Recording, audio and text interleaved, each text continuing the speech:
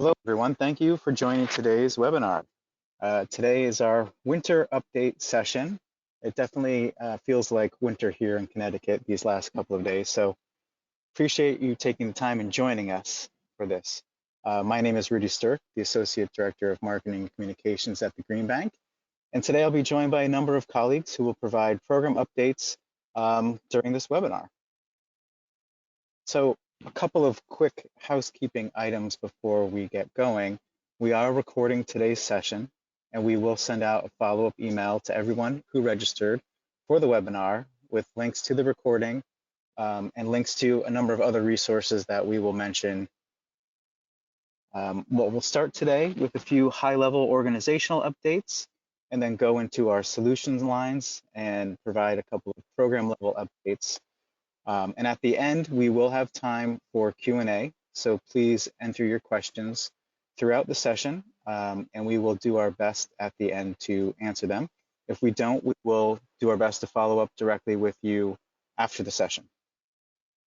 So now I will turn this presentation over to Green Bank President and CEO, Brian Garcia. All right, thank you, Rudy. Thank you for that introduction. We probably should have a winter version of that cover slide for our winter update, given the cold. But no, Happy New Year, everyone. Just wanted to provide a quick overview of the Green Bank for those of you who are new to the Connecticut Green Bank. Let's go ahead and go to the next slide. So we are a creature of legislation. Back in July of 2011, with the passage of Public Act 1180, a very big energy bill. I think there were some 137 sections in that bill. Underneath Section 99 of that bill was the creation of the nation's first state-level green bank, the Connecticut Green Bank. Now we see green banks across the country, from Maine to Hawaii, from Illinois to Puerto Rico. Green banks are out and about doing great things to use limited public resources to mobilize private investment in clean energy deployment, especially in vulnerable communities. We'll talk about that. Our mission is to confront climate change, and we do that by increasing and accelerating investment into our green economy. The more investment, obviously limited public, mobilizing a lot of private, will create more resilient, healthier, and equitable communities for us.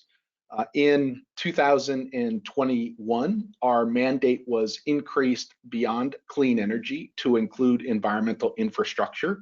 So we are spending a lot of time nowadays developing our activities in terms of environmental infrastructure, which includes things like agriculture, parks and recreation, water, climate adaptation and resilience, land conservation, and a number of other areas. So we believe that the Green Bank model for clean energy can be applied to environmental infrastructure, therefore helping us have other tools to confront climate change to both reduce greenhouse gas emissions and help our communities become more resilient to the impacts of climate change, because it's here. And our vision statement is a planet protected by the love of humanity. We can't have environmentalism without humanitarianism. So our staff lives this, and we feel it through all of the deployment that happens in communities across the state and benefits that families and businesses realize from that deployment. Let's go to the next slide. So in terms of our goals, when people think about green banks, they think about the first goal, which is to take a little bit of public to mobilize a lot of private investment into the economy. That's a key principle of green banks. When you have that investment, you strengthen Connecticut's communities, especially vulnerable communities. So on the far right, our third goal there is to strengthen Connecticut's communities, especially vulnerable communities. In 2020, with the passage of Special Act 20-05, more colloquially known as the Take Back Our Grid Act, the definition of vulnerable communities was spelled out in that act. You could think of them as low to moderate income communities, Community Reinvestment Act eligible communities. Those are census tracts that are less than 80% area median income. Environmental justice communities that are subject to the Connecticut General Statutes 22A-20A. So we want to mobilize more investment and deployment in vulnerable communities to make the benefits of the green economy inclusive and accessible to all individuals, families, and businesses. And then lastly, pursue investment strategies that advance market transformation. We're going to hear from David today, talk about our Green Liberty Notes while supporting the Green Bank's financial sustainability goals. And I'm going to refer you a little bit later to take a look at our annual report. Let's go to the next slide. We're going to structure our conversation today around our solutions. Specifically, Ed Kranich is going to kick us off on energy storage solutions, catch us up on what's happening there. We're going to turn it back over to Rudy, who's going to talk about our home solutions, specifically our Smart E-Loan program. Then we're going to kick it over to Rob, who's going to talk about our Energy on the Line program that we had with the Department of Economic and Community Development that just ended to support CPACE in manufacturing clean energy deployment. And then we're going to wrap it up with David, who's going to talk about our investment solutions, specifically our recent reissuance of Green Liberty Notes. So if you're out there, take a look at that, buy Green Liberty Notes. Let's go to the next slide. So we do have a link here to our online glossy, colorful report that attempts to summarize what happened in FY23. So take a look. A lot of great information there. We did celebrate our 10th anniversary for both the Smart E-Loan and CPACE, which you're going to hear about today, and a lot of other milestones that we reached this year. I'd also suggest that you take a look at our annual comprehensive financial report, our ACFR, which is a 350-page financial and non-financial statistics report. We do extensive data collection, analysis, and reporting. We have a lot of impact reporting metrics that you will see in the non-financial statistics over the years. Over the last 5 to 10 years, we've worked really hard to develop a data warehouse and working with our state agencies and federal agencies, including the EPA, to use tools like the avoided emission reduction tool, AVERT, to calculate the avoided emission reductions of GHGs, SOx, NOx, particulate matter, what happens when you reduce those criteria pollutants from a public health perspective. We use the co-benefit risk assessment tool to calculate public health benefits from cleaner air. So take a look at the annual comprehensive financial report. It's really, really substantive and gives an overview of all the social and environmental impact that we've been able to deliver over the last 12 years now. So through FY23 is our 12th year. So we're heading into year 13. All right, so I think with that, I'm going to turn it over to Ed, who's going to catch us up on what's happening on energy storage solutions. Ed. All right, thank you very much, Brian. Can you hear me okay? Yep, you sound good, Ed, thanks. All right, thanks. We will start off with energy storage solutions. So for those new to these webinars and to the Green Bank, Energy Storage Solutions is a joint effort by the Connecticut Green Bank, Eversource, and UI to incentivize homes and businesses to install battery storage at their properties. These batteries can provide resilience in the face of the changing climate during outages and can provide peak load reduction both behind and in front of the meter during sunny days. So as Brian was mentioning, our efforts to confront climate change, this is a way to both confront climate change, but also help customers be prepared for it. So Energy Storage Solutions is overseen by the Public Utilities Regulatory Authority, PURA, and by design is mandated to provide all ratepayers, not just participants, with a benefit of $1.40 for every $1 spent administering the program. So next slide, please. So with PURA on the mind, we'll start off with the latest annual review docket. So as I said, this program is overseen by PURA, so we have a requirement. We have a lot of annual deadlines and different metrics to meet in the program. And that's all in order to be in compliance and to ensure the highest possible benefit to ratepayers. So this year we kicked off the annual review around June and finalized all changes to the program for 2024 as of last month. For 2024, the biggest changes that were made were really in the residential incentive. Notably, the residential upfront incentives increased from their 2023 rates by about 25% for standard rate customers and by 50% for underserved communities and low to moderate income customers. And all customers can benefit from an additional 50% adder if they live in a grid edge territory where they lose power more frequently or for longer durations than average. And on top of this, I think the most important part is that we've increased the upfront incentive cap from $7,500 to $16,000 to ensure that those who qualify for the different adders can actually benefit from the full suite of options available to them.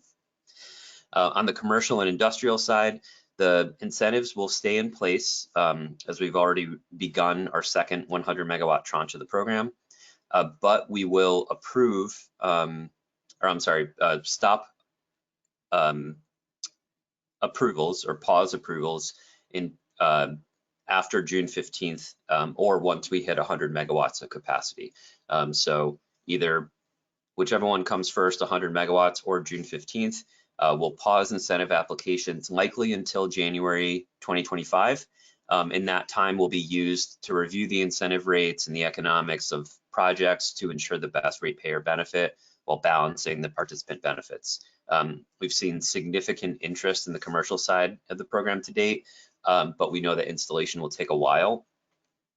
So for some of these larger multi-megawatt scale projects, we are extending our extension policy. So all projects will get a 2-year approval with a 1-year extension possible and potentially more if a project is tied up in transmission and distribution studies and some siting concerns. We have more information available in the latest program manual, which will be filed early next week. Next slide, please. So just quickly on the residential updates, we've made quite a bit of progress in adding new technologies to our eligible equipment list since our last quarterly webinar. And we're really excited to say that batteries and inverters from Cadenza, who is a Danbury-based company, as well as Fortress Power, Franklin Whole Home, Grid, Home Grid, Pylon Tech, and StackRack have all integrated and joined energy storage solutions with all the others. As of today, we have 240 homes approved in the program for about 1.75 megawatts. This includes a mixed-use property, which has a number of multifamily units as well. So we're seeing a lot of interest both in single-family and multifamily homes. Next slide, please. And on the commercial side, again, Cadenza, one of the newly added and local companies that we've added to the list here, as well as some new options from BYD, Canadian Solar, and Relion. So shout out to Matt King for helping get a lot of these projects or these systems added to the list. So as of today, have about 36 buildings that are approved for projects in the program, representing about 76 megawatts. So these are some pretty large projects, and we're excited to see them start to get installed over the next year or so. So with that, I will pass it back to Rudy. Thanks. Thank you, Ed. So no update webinar would be complete if we didn't mention the Smarty loan. It is our flagship product. It's been around, as Brian mentioned, for over 10 years. It celebrated its 10th year last year. And last year, there were more than 1,200 homeowners who took advantage of Smarty loans, which is made available through a network of local lenders and contractors. Without those lenders and contractors, the program wouldn't exist and certainly wouldn't be as successful as it's been. In total, there's been more than 7,500 homes that have benefited from Smarty loan to make energy-related improvements over that last decade. And these upgrades have been estimated to have a lifetime cost savings of more than $93 million for the homeowners who've made these installations. You know, on the slide, you can see the lenders that are currently participating in the program. It's also worth mentioning that there are over 300 participating contractors across the state that offer this program to homeowners who are making energy-related upgrades. you can find those lenders. You can see the links on the screen. One goes to our Find a Lender page. The other one goes to a Find a Contractor page, which is a new tool that we've updated recently. Helps people more easily search and find contractors that serve their area and offer the various different types of upgrades that Smarty can finance. And I mentioned that these are energy related, or historically these have been energy related upgrades that the Smarty loan can cover. But to Brian's earlier point about the Green Bank's expansion into environmental infrastructure, the Smarty program is expanding and growing to accommodate those changes too. So starting this month, the loan now can cover a number of new eligible upgrades, things like relocating your electrical service or your HVAC, or adding resilient measures, things like high impact glass windows or storm shutters, and keeping your home more flood proof and flood resilient with basement windows and other types of measures that can help mitigate loss, and keep people's homes a little bit safer and more resilient.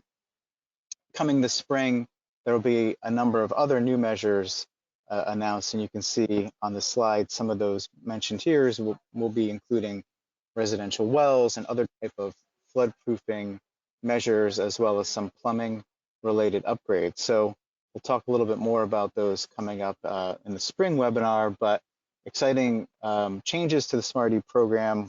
We'll be adding new contractors along with these measures to help us put them out into the world.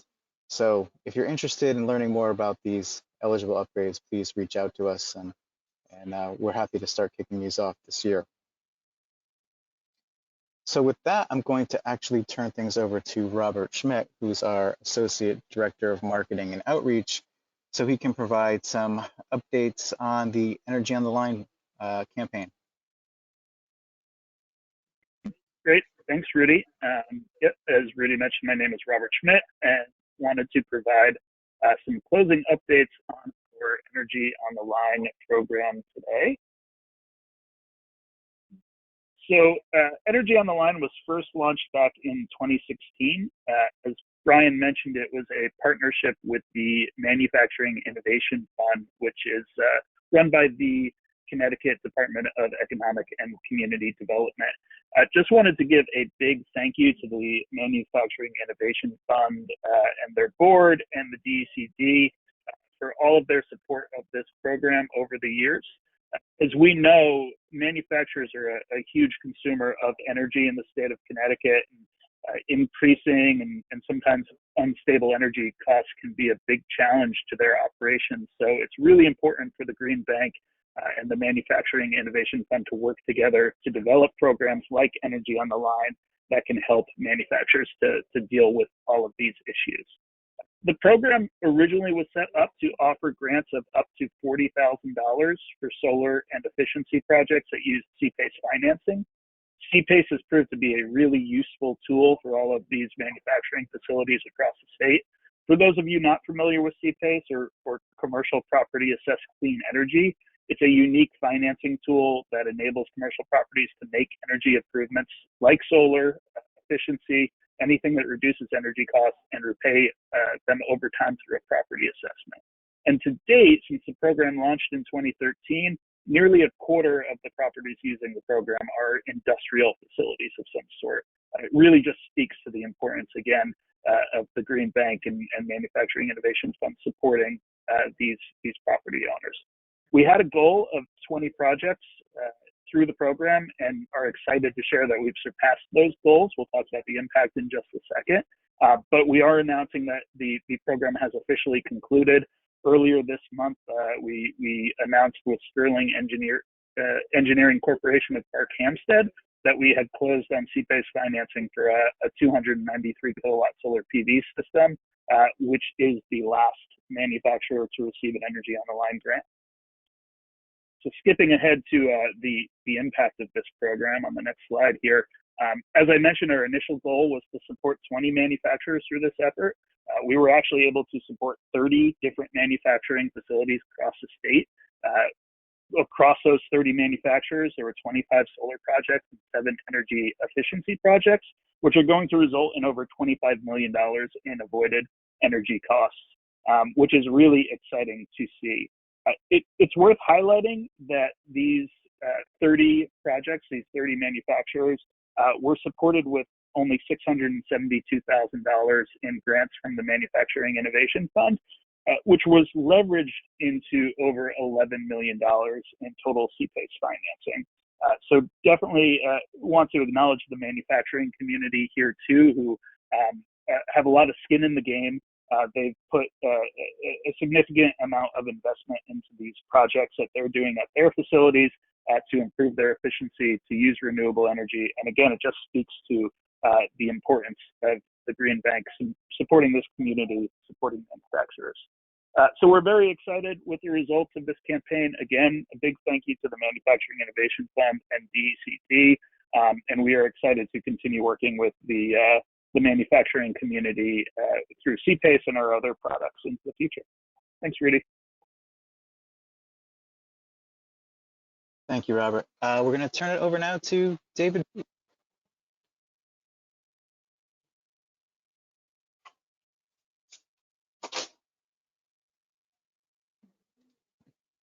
Sorry, David, I was muted. There you go. Hope you all can hear me. Thanks, Rudy. Really excited to tell you all a little bit about our Green Liberty Notes today. So first, to kind of set the scene, I want to tell everyone a little bit about why we created our Green Liberty Notes. As you've seen so far in this presentation, the Green Bank does a lot of work to make energy efficiency, clean energy improvements possible for homeowners, for commercial property owners. But if you're someone who's already done the energy efficiency or who is a renter and can't quite do some of these projects, or you just want to be a part of the great work that the Green Bank's doing, we want to provide an investment solution. And in the general scheme of things, green bonds are often inaccessible. You have to have large amounts of money, and you have to have a broker usually. We saw this issue, and we wanted to make investing in Connecticut's green economy more accessible. So that's why we created our Green Liberty Notes. We have now done 8 offerings. We're offering these notes every 3 months. Previously, we were raising $250,000 every quarter. That's now up to $350,000 because we've seen great demand. And so we want to provide more opportunities specifically for those smaller dollar investments and investments from Connecticut residents. As you can see on the slide, more than 60% of our investments have been $1,000 or less, and more than half of those investments have come from the state of Connecticut.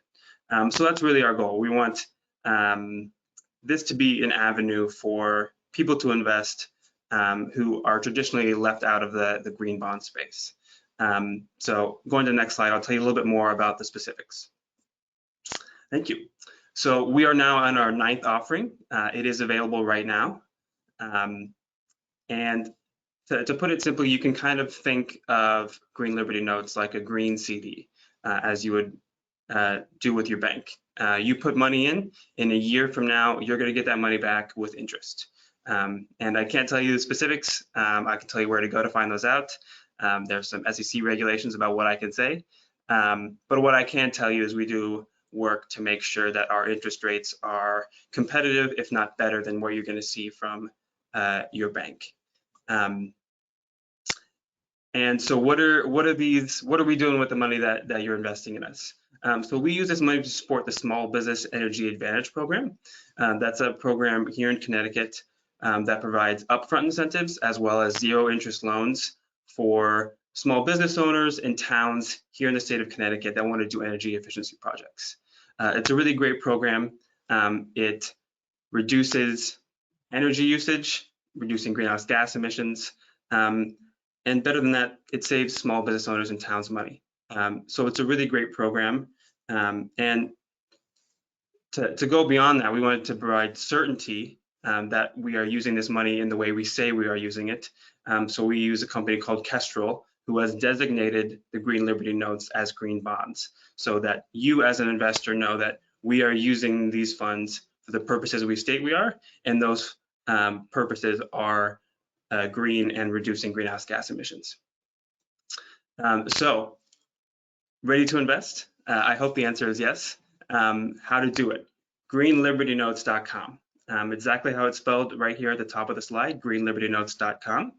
The offering will be open until February 11th, but we have sold out 6 issuances in a row now. So that means invest quickly.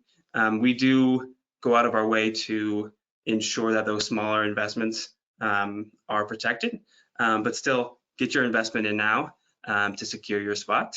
I like to say 15 minutes might save you 15% on car insurance, but if you go to greenlibertynotes.com, you can invest in Connecticut's green economy and earn a great interest rate in as little as 10 minutes. So with that, I will hand the mic back to Brian Garcia, who's gonna wrap it up. Thank you. Great, thank you for that, David.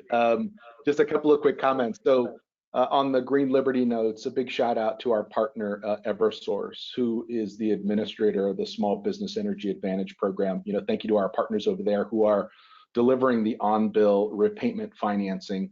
We also do that in collaboration with Amalgamated Bank. So we're raising funds through the Green Liberty Notes in collaboration with Amalgamated Bank that's providing the capital to support small business energy efficiency with our partner in Eversource. So big shout out there.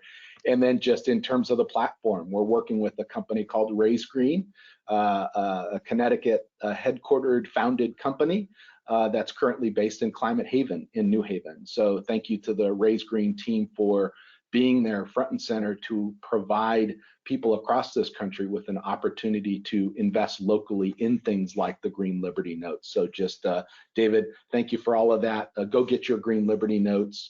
I also want to just follow up on Rob's comments on CPACE. We are, stay tuned, this spring into the summer, going to be launching resilience as part of CPACE. So stay tuned. Public Act 22-6 expanded our authority beyond clean energy to include resilience in our commercial property assessed clean energy statute. So stay tuned. Our team is working super hard. Just got a presentation from them yesterday in terms of where we're at. We'll be going to public comment. Fingers crossed within the next couple of weeks. So if you're interested in taking a look at how we're thinking about that through our guidelines, get involved and provide some public comments. And then Rudy, thank you for that update on the Smart E-Loan. We're rolling out resilience measures now.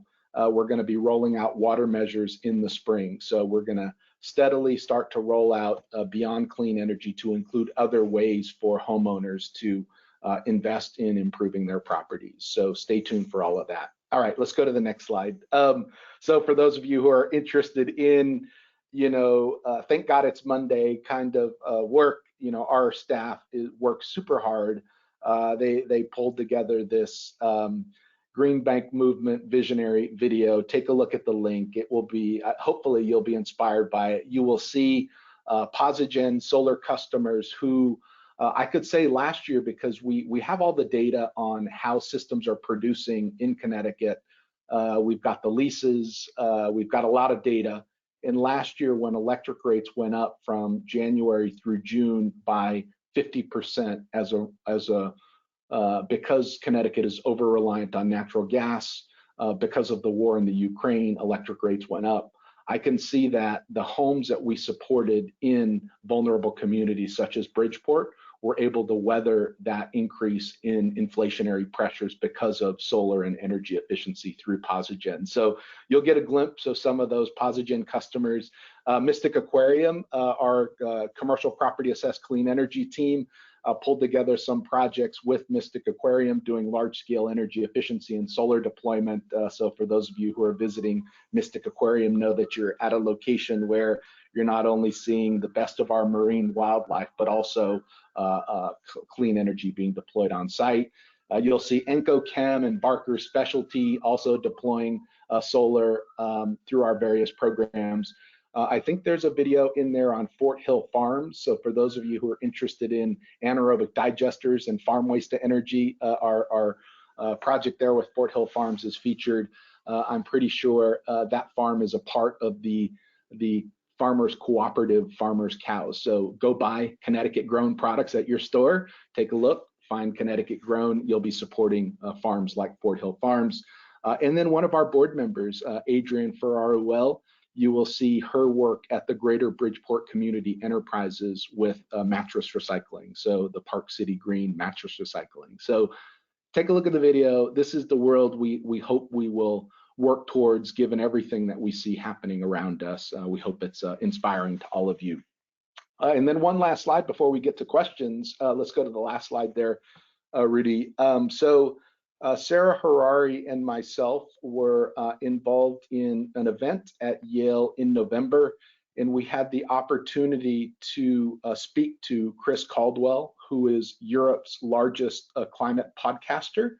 For those of you who are interested in green banks, the history of green banks, how we think about them from a public policy perspective, from a market perspective, listen in, while you're jogging, exercising, whatever your New Year's resolution has been, feel free, listen into this podcast. It's a great podcast. I just want to thank Chris for including Connecticut in that, and thank the Yale Center for Business and the Environment team, Stuart, Heather, for getting us involved at this event in this podcast. So for those of you who want to hear about green banks, if you want to hear about the Greenhouse Gas Reduction Fund, that you want to hear about a lot of local and national policy, listen in to that conversation on climate. Hopefully you're inspired as we were to have that conversation with Chris. Okay, I think that is it, Rudy. I think we're in the Q&A portion. Yeah, great. Happy to take questions. Yep. Thank you, Brian. Thank you, everyone, for your presentations just now. Let's take a look here and see. So we've got a couple of questions, David, regarding the Green Liberty notes. And I think some of these things are probably answered on the Green Liberty notes page, on the offering page, but I'm going to pose these here and see what your thoughts are. So the first question is, what is the total lending that these notes leverage? So do you have a sense of, because these notes have put almost $2 million into the SBEA program, how much has SBEA helped put out into the community? Yeah, so it's about 4 to 1. So the way the facility works for the SBA program is the Green Bank purchases these zero interest loans along with our partner Amalgamated Bank. Originally, Amalgamated purchased 90%, with the Green Bank purchasing 10% and being subordinate, providing a credit support to Amalgamated. So the original answer was about 8 to 1, and so some of those loans are still in the program, but in the past year or so, that split has changed slightly. So now the Green Bank purchases 20%, with Amalgamated 80%. So that's about 4 to 1 in terms of dollars the Green Bank spends that goes out from private capital. So if we've raised about $2 million, that's about $10 million for Connecticut's clean economy. Great, thank you, David. A question about loan loss reserve for the notes. How does that work? What can you say about the backing, the financial backing of these notes? Yeah, well, I'll tell you a little bit, and there's, I'm not being coy, there's limits to what I could say in a space like this, not because I don't want to share. There are SEC regulations about what we can share. So you can find out more on greenlibertynotes.com, specifically the Form C. You'll see that under the Documents tab, and you can read that, and that will give you some of the answers.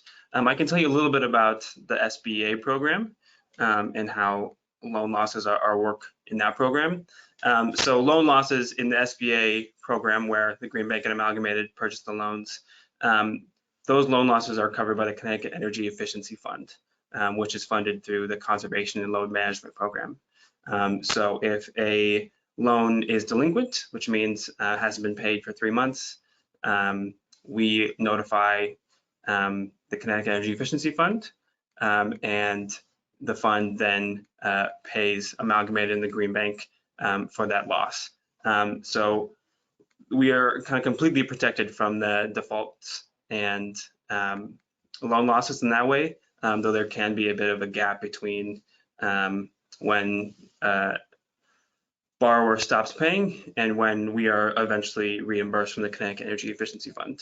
And then how we actually protect the Green Liberty notes, we have taken steps there, but that's where I can't tell you more. So if you go to greenlibertynotes.com, under the Documents tab, click on the Form C, you can learn about what we've done to give investors confidence. Thank you, David. That's a very complete answer given what the SEC allows us to say and not say. And we've done a good job through 8 offerings now of not getting in any trouble with the SEC. So we're gonna stay on their good side. Okay, great. So a question came up earlier on about the residential programs that we offer, and that specifically was, our customers of municipal utilities excluded from these residential programs? I'll let Ed come off mute and talk about energy storage solutions, but on the Smarty side of things, they are not. Customers in municipal utility territories can use Smarty for their homes.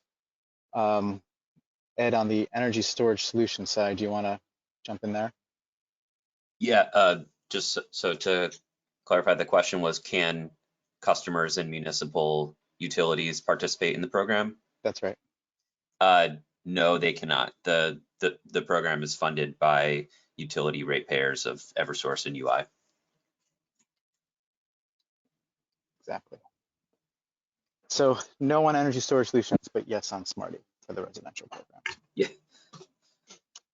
A question here. I think Brian, this is a question for you. Would the Green Bank be able to lend funds for a resiliency storage center in a flood resilient location for backup power equipment for businesses and residents in the event of a power outage for a municipality to manage? Great question. So I think this question is coming from the perspective of resilience hubs, wanting to see destinations in our communities in the event of something happening on climate that may, lead to a power outage.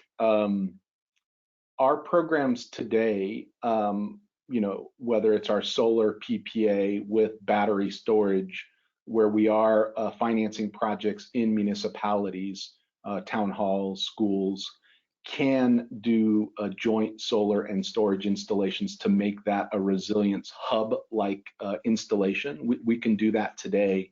We want to do more of it. We have submitted, as part of our application to the Greenhouse Gas Reduction Fund, to the EPA, including projects that deal with resilience hubs, trying to ensure with power outages that communities have access to these hubs. We're excited. We're learning a lot from our partners about resilience. We aren't resilience experts, but because the public policy wants us to direct more investment in resilience, we are now beginning to unlock access to private capital through our programs, as you've learned today. But our partners at CIRCA, the Connecticut Institute for Resilience and Climate Adaptation at the University of Connecticut, does a great job understanding and identifying where these places should be. I think we have to watch where we're putting them, with multiple, for example, in a flood zone, we want to try to avoid those things or make other types of investments that can turn flood zones into other environmental infrastructure opportunities, like we see with the Meriden Green and the park serving in a flood zone environmental infrastructure capacity. So everything is site dependent, I think, when it comes to resilience, and our partners at CIRCA have great maps that will help us understand where to avoid, where to invest, and we're looking forward to using our new tools to help support that. Great, thank you, Brian. So here's another sort of forward-looking, could the Green Bank potentially do this type question? With Connecticut's new tire EPR, could the Green Bank help invest in a manufacturing facility that would use shredded, discarded tires to create permeable pavement? Good question. We don't invest in manufacturing. I think that's probably one of the principles of green banks. I think we would lean on our economic development agencies to look at those types of investments. So on manufacturing, we stay away from manufacturing. We tend to provide access to capital on the customer side of the equation. So the families and businesses who seek to install that clean energy or environmental infrastructure improvement. So we stay away from manufacturing. Great, thank you for that answer, Brian. Are there other questions, folks? We're actually ahead of schedule here, so give it another minute or two for questions, and if there are no questions, we'll give folks back some time here.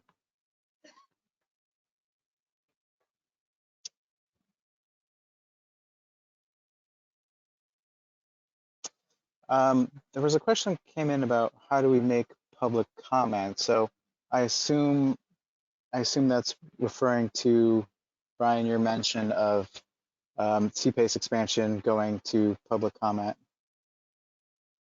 Yeah, why don't we, as a follow-up, Rudy, let's see if we could include an email address where to provide that comment. So just to give some context, we are going to our board on the 26th of January with an update on where we are with respect to implementing Public Act 22-6, which is the expansion of our CPACE to include resilience. So our team is going to talk that through, what's been our process to make some changes to the guidelines. Our board, through that meeting, fingers crossed, will say, okay, let's go to public comment. So that's when we actually go to the Connecticut Law Journal. So Rudy, let's just make sure this audience has access to know where to go for that public comment when it's out. And we always invite public comment at our board and committee meetings. So if you're interested in providing public comment in general outside of a CPACE resilience, just something else that's on your mind, feel free to take a look at our website, look at the meeting dates, and join the meeting. We have public comments throughout. So.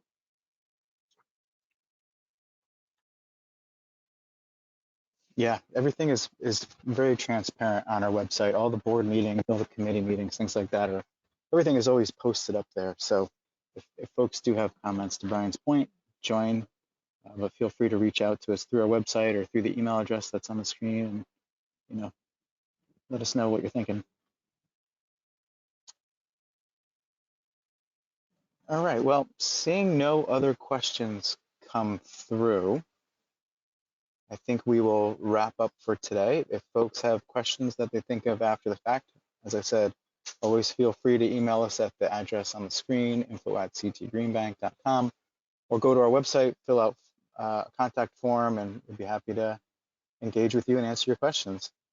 So on behalf of everybody, thank you today for joining, and have a great week. Thanks all.